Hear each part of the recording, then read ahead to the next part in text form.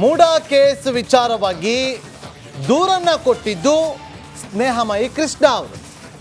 ಯಾರು ದೂರನ್ನ ಕೊಟ್ಟಿದ್ರೋ ಈಗ ಅವರ ವಿರುದ್ಧವೇ FIR ದಾಖಲಾಗಿದೆ. ದೂರುದಾರ ಸ್ನೇಹಮಯಿ ಕೃಷ್ಣ ವಿರುದ್ಧವೇ ಈಗ ದೂರು ದಾಖಲಾಗಿದೆ. ಮೂಡಾ ಕೇಸನ್ನು ಬಯಲಿಗೆಳೆದವರ ವಿರುದ್ಧವೇ FIR ಮಾಡಲಾಗಿದೆ. KPCC ವಕ್ತಾರ M ಲಕ್ಷ್ಮಣ್ ಅವರು ಕೊಟ್ಟಂತ ದೂರಿನ ಮೇರೆಗೆ FIR ಆಗಿದೆ. ಆ ಸ್ನೇಹಮಯಿ ಮೇಲೆ ಲಕ್ಷ್ಮಣ್ ಬ್ಲಾಕ್ ಮೇಲ್ ಆರೋಪವನ್ನ ಮಾಡಿ ದೂರನ್ನ ಕೊಟ್ಟಿದ್ರು. ಆ ಬ್ಲಾಕ್ ಮೇಲ್ ಆರೋಪವನ್ನ ದೂರನ್ನ ದಾಖಲು ಮಾಡಿಕೊಂಡಂತ ಪೊಲೀಸರು FIR ಮಾಡಿಕೊಂಡಿದ್ದಾರೆ. ನಿನ್ನೆ ಠಾಣೆಗೆ ಭೇಟಿ ನೀಡಿದಂತ ಸ್ನೇಹಮಯಿ ಕೃಷ್ಣ ವಿರುದ್ಧ ದೂರನ್ನ ಕೊಟ್ಟಿದ್ರು M ಲಕ್ಷ್ಮಣ್, KPCC ವಕ್ತಾರರು. ಆ CM ಪತ್ನಿ ಪಾರ್ವತಿ ಮೋಡದಿಂದ ಪಡೆದಂತ ನಿವೇಶನದ ಕ್ರಯಪತ್ರದ ಮುದ್ರಾಂಕ ಶುಲ್ಕದ ಬಗ್ಗೆ ಆಕ್ಷೇಪವನ್ನ ವ್ಯಕ್ತಪಡಿಸಿದ್ದಂತಹ ಸ್ನೇಹಮಯಿ ಕೃಷ್ಣ ಅವರು. ಮತ್ತಷ್ಟು ಮಾಹಿತಿಯನ್ನು ಕೊಡೋದಕ್ಕೆ ನಮ್ಮ ಪ್ರತಿನಿಧಿ ವಿನೋದ್ ಫೋನ್ ಸಂಪರ್ಕದಲ್ಲಿದ್ದಾರೆ. ವಿನೋದ್, ಯಾರು ಮೂಡಾ ಹಗರಣವನ್ನ ಬಯಲಿಗೆಳೆದ್ರೋ ಅವರ ವಿರುದ್ಧವೇ ಈಗ ಬ್ಲಾಕ್ ಮೇಲ್ ಕಂಪ್ಲೇಂಟ್. ಈಗ ಈ ವಿಚಾರವಾಗಿ ವಾಟ್ ನೆಕ್ಸ್ಟ್, ಮುಂದೆ ಏನಾಗ್ಬೋದು? ಇದು ಮೂಡಾದಿಂದ 14 ನಿವೇಶನಗಳನ್ನ CM ಪತ್ನಿ ಪಡ್ಕೊಂಡಿದ್ರು. ಕ್ರಯ ಮಾಡುವ ಸಂದರ್ಭದಲ್ಲೂ ಕೂಡ ಏನು ಮುದ್ರಾಂಕ ಶುಲ್ಕವನ್ನ ಮೂಡಾದ ವಿಶೇಷ ತಹಸೀಲ್ದಾರ್ ಅವರೇ ಭರಿಸಿರೋ ಬಗ್ಗೆ ದಾಖಲಾತಿಗಳು ಕೂಡ ಉಲ್ಲೇಖ ಆಗಿತ್ತು.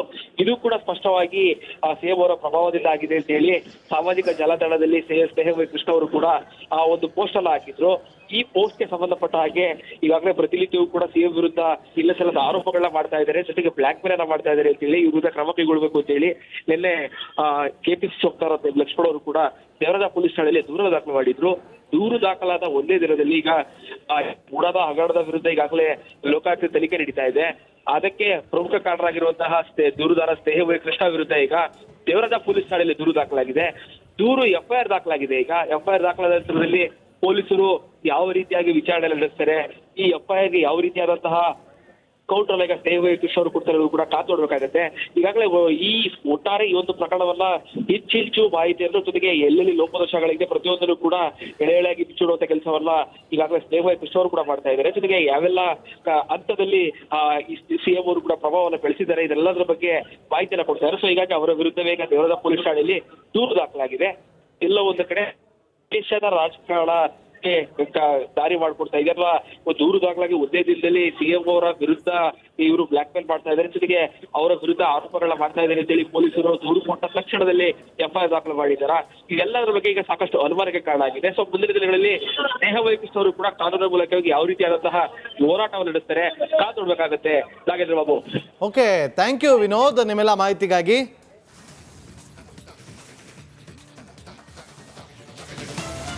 ಪೊಲೀಸ್ ಠಾಣೆಯಲ್ಲಿ ದೂರು ದಾಖಲು ಮಾಡಿದ್ರು. ದೂರು ದಾಖಲಾದ ಒಂದೇ ದಿನದಲ್ಲಿ ಈಗ ಮೂಡಾದ ಹಗರಣದ ವಿರುದ್ಧ ಈಗಾಗಲೇ ಲೋಕಾಯುಕ್ತ ತನಿಖೆ ನಡೀತಾ ಇದೆ. ಅದಕ್ಕೆ ಪ್ರಮುಖ ಕಾರಣರಾಗಿರುವಂತಹ ದೂರುದಾರ ಸ್ನೇಹಮಯಿ ಕೃಷ್ಣ ವಿರುದ್ಧ ಈಗ ದೇವರಾಜ ಪೊಲೀಸ್ ಠಾಣೆಯಲ್ಲಿ ದೂರು ದಾಖಲಾಗಿದೆ. ದೂರು FIR ದಾಖಲಾಗಿದೆ. ಈಗ FIR ದಾಖಲಾದ ನಂತರದಲ್ಲಿ ಪೊಲೀಸರು ಯಾವ ರೀತಿಯಾಗಿ ವಿಚಾರಣೆ ನಡೆಸ್ತಾರೆ, ಈ FIR ಗೆ ಯಾವ ರೀತಿಯಾದಂತಹ ಕೌಂಟರ್ ಈಗ ಸ್ನೇಹಮಯಿ ಕೃಷ್ಣ ಅವರು ಕೊಡ್ತಾರೆ ಕೂಡ ಕಾದು ನೋಡ್ಬೇಕಾಗತ್ತೆ. ಈಗಾಗಲೇ ಈ ಒಟ್ಟಾರೆ ಈ ಒಂದು ಪ್ರಕರಣವನ್ನ ಹೆಚ್ಚು ಮಾಹಿತಿಯನ್ನು ಜೊತೆಗೆ ಎಲ್ಲೆಲ್ಲಿ ಲೋಪದೋಷಗಳಿದೆ ಪ್ರತಿಯೊಂದನ್ನು ಕೂಡ ಎಳೆಯಾಗಿ ಬಿಚ್ಚಿಡುವಂತ ಕೆಲಸವನ್ನ ಈಗಾಗಲೇ ಸ್ನೇಹಮಯಿ ಕೃಷ್ಣ ಅವರು ಕೂಡ ಮಾಡ್ತಾ ಇದ್ದಾರೆ. ಜೊತೆಗೆ ಯಾವೆಲ್ಲ ಹಂತದಲ್ಲಿ CM ಅವರು ಕೂಡ ಪ್ರಭಾವವನ್ನು ಬೆಳೆಸಿದ್ದಾರೆ ಇದೆಲ್ಲದರ ಬಗ್ಗೆ ಮಾಹಿತಿಯನ್ನು ಕೊಡ್ತಾರೆ. ಸೊ ಹೀಗಾಗಿ ಅವರ ವಿರುದ್ಧವೇ ಈಗ ದೇವರಾಜ ಪೊಲೀಸ್ ಠಾಣೆಯಲ್ಲಿ ದೂರು ದಾಖಲಾಗಿದೆ. ಎಲ್ಲ ಒಂದು ಕಡೆ ದೇಶದ ರಾಜಕಾರಣ ದಾರಿ ಮಾಡ್ಕೊಡ್ತಾ ಇದೆ ಅಥವಾ ದೂರು ದಾಖಲಾಗಿ ಒಂದೇ ದಿನದಲ್ಲಿ CM ಅವರ ವಿರುದ್ಧ ಇವರು ಬ್ಲಾಕ್ ಮೇಲ್ ಮಾಡ್ತಾ ಇದ್ದಾರೆ, ಜೊತೆಗೆ ಅವರ ವಿರುದ್ಧ ಆರೋಪಗಳನ್ನ ಮಾಡ್ತಾ ಇದ್ದಾರೆ ಅಂತೇಳಿ ಪೊಲೀಸರು ದೂರು ಕೊಟ್ಟ ತಕ್ಷಣದಲ್ಲಿ FIR ದಾಖಲು ಮಾಡಿದ್ದಾರೆ. ಇದೆಲ್ಲದರ ಬಗ್ಗೆ ಈಗ ಸಾಕಷ್ಟು ಅನುಮಾನಕ್ಕೆ ಕಾರಣ ಆಗಿದೆ. ಸೊ ಮುಂದಿನ ದಿನಗಳಲ್ಲಿ ಸ್ನೇಹಮಯಿ ಕೃಷ್ಣ ಅವರು ಕೂಡ ಕಾನೂನಿನ ಮೂಲಕವಾಗಿ ಯಾವ ರೀತಿಯಾದಂತಹ ಹೋರಾಟವನ್ನು ನಡೆಸ್ತಾರೆ ಕಾದು ನೋಡ್ಬೇಕಾಗತ್ತೆ. Nagendra Babu. Okay, thank you Vinod ನಿಮ್ಮೆಲ್ಲ ಮಾಹಿತಿಗಾಗಿ.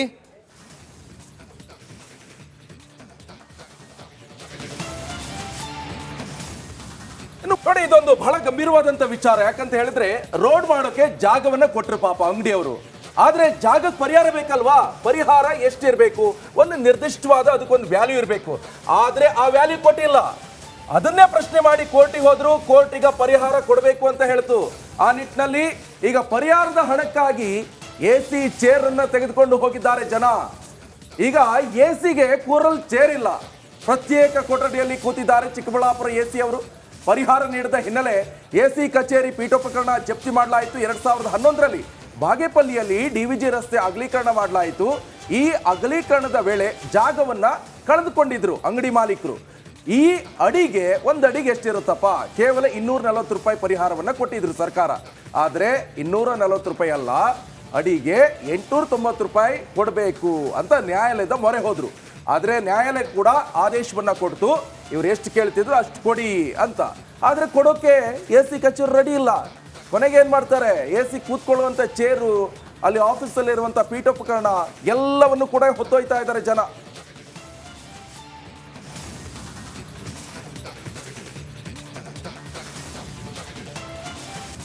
ಮೂಡಾ ಕೇಸ್ ವಿಚಾರವಾಗಿ ದೂರನ್ನ ಕೊಟ್ಟಿದ್ದು ಸ್ನೇಹಮಯಿ ಕೃಷ್ಣ ಅವರು. ಯಾರು ದೂರನ್ನ ಕೊಟ್ಟಿದ್ರೋ ಈಗ ಅವರ ವಿರುದ್ಧವೇ FIR ದಾಖಲಾಗಿದೆ. ದೂರುದಾರ ಸ್ನೇಹಮಯಿ ಕೃಷ್ಣ ವಿರುದ್ಧವೇ ಈಗ ದೂರು ದಾಖಲಾಗಿದೆ. ಮೂಡಾ ಕೇಸನ್ನು ಬಯಲಿಗೆಳೆದವರ ವಿರುದ್ಧವೇ FIR ಮಾಡಲಾಗಿದೆ. KPCC ವಕ್ತಾರ M ಲಕ್ಷ್ಮಣ್ ಅವರು ಕೊಟ್ಟಂತ ದೂರಿನ ಮೇರೆಗೆ FIR ಆಗಿದೆ.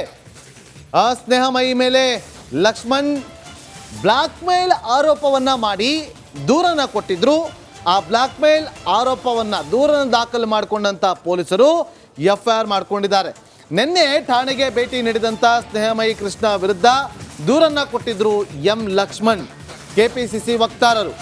ಆ CM ಪತ್ನಿ ಪಾರ್ವತಿ ಮೋಡದಿಂದ ಪಡೆದಂತ ನಿವೇಶನದ ಕ್ರಯಪತ್ರದ ಮುದ್ರಾಂಕ ಶುಲ್ಕದ ಬಗ್ಗೆ ಆಕ್ಷೇಪವನ್ನ ವ್ಯಕ್ತಪಡಿಸಿದ್ದಂತಹ ಸ್ನೇಹಮಯಿ ಕೃಷ್ಣ ಅವರು.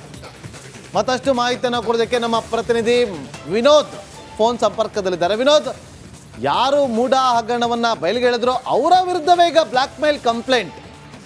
ಈಗ ಈ ವಿಚಾರವಾಗಿ ವಾಟ್ ನೆಕ್ಸ್ಟ್, ಮುಂದೇನಾಗ್ಬೋದು? ಈಗಾಗಲೇ ಇದು ಮೂಡಾದಿಂದ 14 ನಿವೇಶನಗಳನ್ನ CM ಪತ್ನಿ ಪಡ್ಕೊಂಡಿದ್ರು. ಕ್ರಯ ಮಾಡುವ ಸಂದರ್ಭದಲ್ಲೂ ಕೂಡ ಏನು ಮುದ್ರಾಂಕ ಶುಲ್ಕವನ್ನ ಮೂಡಾದ ವಿಶೇಷ ತಹಸೀಲ್ದಾರ್ ಅವರೇ ಭರಿಸಿರೋ ಬಗ್ಗೆ ದಾಖಲಾತಿಗಳು ಕೂಡ ಉಲ್ಲೇಖ ಆಗಿತ್ತು. ಇದು ಕೂಡ ಸ್ಪಷ್ಟವಾಗಿ CM ಅವರ ಪ್ರಭಾವದಿಂದ ಆಗಿದೆ ಅಂತ ಹೇಳಿ ಸಾಮಾಜಿಕ ಜಾಲತಾಣದಲ್ಲಿ ಸ್ನೇಹಮಯಿ ಕೃಷ್ಣ ಅವರು ಕೂಡ ಆ ಒಂದು ಪೋಸ್ಟ್ ಅನ್ನ ಹಾಕಿದ್ರು.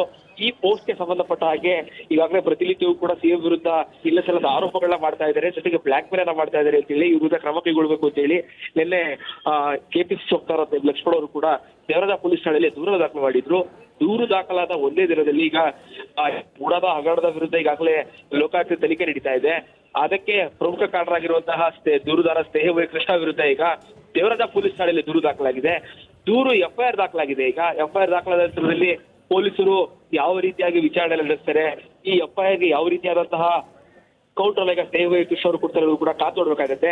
ಈಗಾಗಲೇ ಈ ಒಟ್ಟಾರೆ ಈ ಒಂದು ಪ್ರಕರಣವನ್ನ ಹೆಚ್ಚು ಮಾಹಿತಿಯನ್ನು, ಜೊತೆಗೆ ಎಲ್ಲೆಲ್ಲಿ ಲೋಪದೋಷಗಳಿದೆ ಪ್ರತಿಯೊಂದನ್ನು ಕೂಡ ಎಳೆಯಾಗಿ ಬಿಚ್ಚಿಡುವಂತ ಕೆಲಸವನ್ನ ಈಗಾಗಲೇ ಸ್ನೇಹಮಯಿ ಕೃಷ್ಣ ಅವರು ಕೂಡ ಮಾಡ್ತಾ ಇದ್ದಾರೆ. ಜೊತೆಗೆ ಯಾವೆಲ್ಲ ಹಂತದಲ್ಲಿ CM ಅವರು ಕೂಡ ಪ್ರಭಾವವನ್ನು ಬೆಳೆಸಿದ್ದಾರೆ, ಇದೆಲ್ಲದರ ಬಗ್ಗೆ ಮಾಹಿತಿಯನ್ನ ಕೊಡ್ತಾರೆ. ಸೊ ಹೀಗಾಗಿ ಅವರ ವಿರುದ್ಧವೇ ಈಗ ದೇವರಾಜ ಪೊಲೀಸ್ ಠಾಣೆಯಲ್ಲಿ ದೂರು ದಾಖಲಾಗಿದೆ. ಎಲ್ಲ ಒಂದು ಕಡೆ ದೇಶದ ರಾಜಕಾರಣ ದಾರಿ ಮಾಡ್ಕೊಡ್ತಾ ಇದೆ, ಅಥವಾ ದೂರು ದಾಖಲಾಗಿ ಒಂದೇ ದಿನದಲ್ಲಿ CM ಅವರ ವಿರುದ್ಧ ಇವರು ಬ್ಲಾಕ್ ಮೇಲ್ ಮಾಡ್ತಾ ಇದ್ದಾರೆ, ಜೊತೆಗೆ ಅವರ ವಿರುದ್ಧ ಆರೋಪಗಳನ್ನ ಮಾಡ್ತಾ ಇದ್ದಾರೆ ಅಂತೇಳಿ ಪೊಲೀಸರು ದೂರು ಕೊಟ್ಟ ತಕ್ಷಣದಲ್ಲಿ FIR ದಾಖಲು ಮಾಡಿದ್ದಾರೆ. ಇದೆಲ್ಲದರ ಬಗ್ಗೆ ಈಗ ಸಾಕಷ್ಟು ಅನುಮಾನಕ್ಕೆ ಕಾರಣ ಆಗಿದೆ. ಸೊ ಮುಂದಿನ ದಿನಗಳಲ್ಲಿ ಸ್ನೇಹಮಯಿ ಕೃಷ್ಣ ಅವರು ಕೂಡ ಕಾನೂನಿನ ಮೂಲಕವಾಗಿ ಯಾವ ರೀತಿಯಾದಂತಹ ಹೋರಾಟವನ್ನು ನಡೆಸ್ತಾರೆ ಕಾದು ನೋಡ್ಬೇಕಾಗತ್ತೆ. Nagendra Babu. Okay, thank you Vinod ನಿಮ್ಮೆಲ್ಲ ಮಾಹಿತಿಗಾಗಿ.